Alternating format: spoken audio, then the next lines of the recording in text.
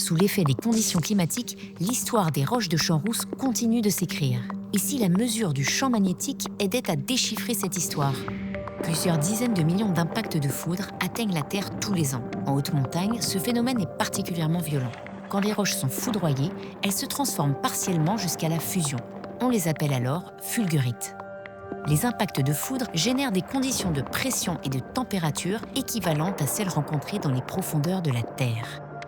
Les fulgurites de Champs-Rousses contiennent un minéral magnétique, la magnétite. Sous l'effet de la foudre, la magnétite va acquérir une très forte aimantation. C'est en localisant le signal magnétique créé par ce minéral que les scientifiques de l'Université de Grenoble repèrent les fulgurites sur le terrain.